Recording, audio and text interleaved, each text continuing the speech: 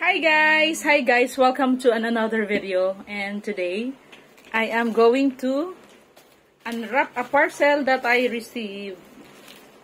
Okay, so this is an item that my spouse had ordered in Shopee. Okay, so I'm going to check the quality of this item, and at the same time, you also need this kind of item. You just need to click the link, okay?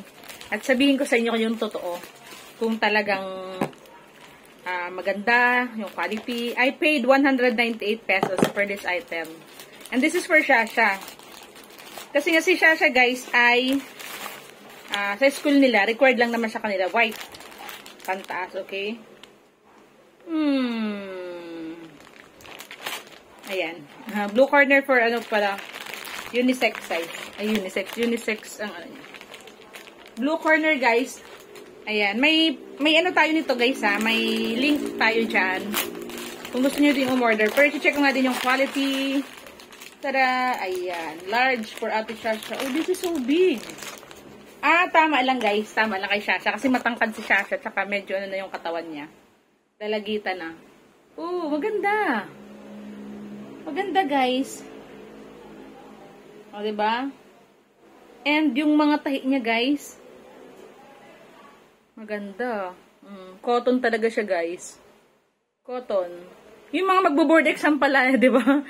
Yung mga magbo-board exam, kadalasan, mga may polo, yung, tawag ito, may collar, di ba? Yung mga sinusuot ng mga mag-board exam.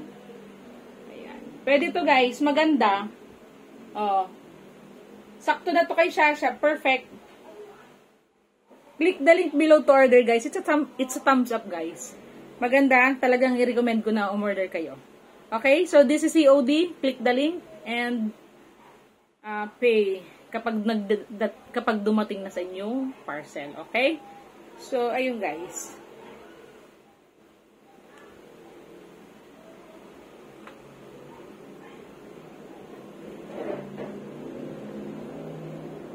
Maganda. Hindi basta-basta yung tahi. Hindi basta-basta. Maganda.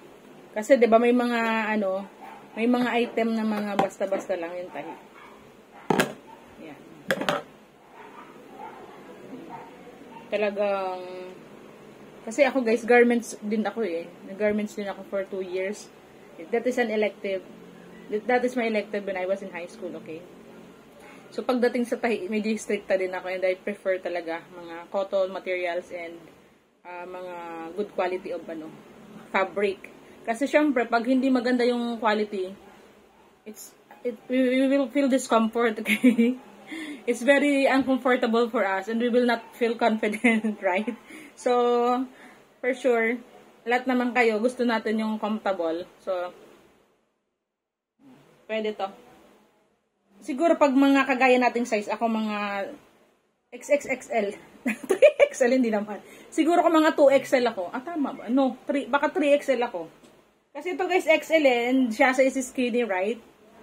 Pag ang anak nyo, kagaya ni Shasha, matangkad, around 5'1", tapos 34 yung dito, you order large, okay? Pag medyo petit yung anak nyo and not that tall, and is skinnier than Ate Shasha, you can order the medium. Okay?